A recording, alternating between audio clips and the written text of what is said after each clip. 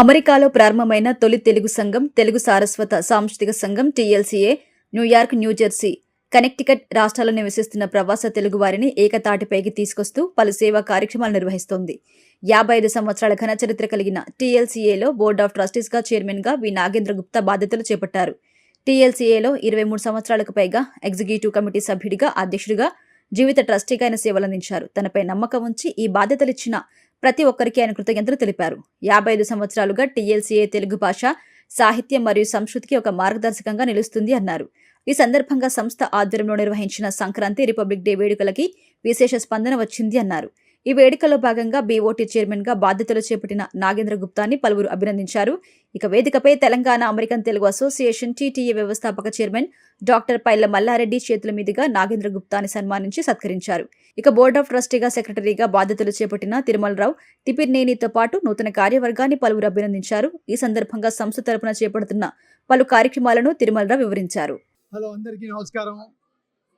ఈరోజు తెలుగు సారస్వత సాంస్కృతిక సంఘం 55 వసంత సంవత్సరాలు కంప్లీట్ చేసుకుని సంక్రాంతి సంబరాలు 26 జనవరి ఇండియా రిపబ్లిక్ డే సెలబ్రేట్ చేసుకుంటూ ఇవాళ నేను ఈ ప్రెస్టీజియస్ ఆర్గనైజేషన్కి బోర్డు చైర్మన్గా ఎన్నికై ప్రమాణ స్వీకారం చేశాను. నాకు చాలా సంతోషంగా ఉంది.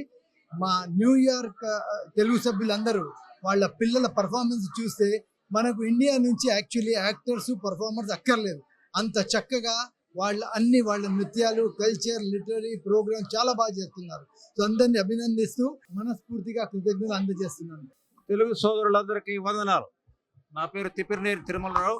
నేను ఇక్కడ న్యూయార్క్లో 53 సంవత్సరాలుగా ఉన్నాను. అందులో మన తెలుగు సారస్వత సాంస్కృతిక సంఘానికి సేవలు చేస్తూ సంతోషిస్తున్నాను. ఇప్పుడు మన ప్రస్తుత chairman BOT board of trustees chairman వి నాగేంద్ర గుప్తా గారు కూడా మనకు చాలా ఉత్సాహంగా ముందుకు వచ్చి ఈ సంవత్సరం 2026లో మనందరినీ మన తెలుగు సారస్వత సాంస్కృతిక సంఘాన్ని ఇంకొక మెట్టు పైకి తీసుకెళ్తారని ఆశిస్తున్నాను.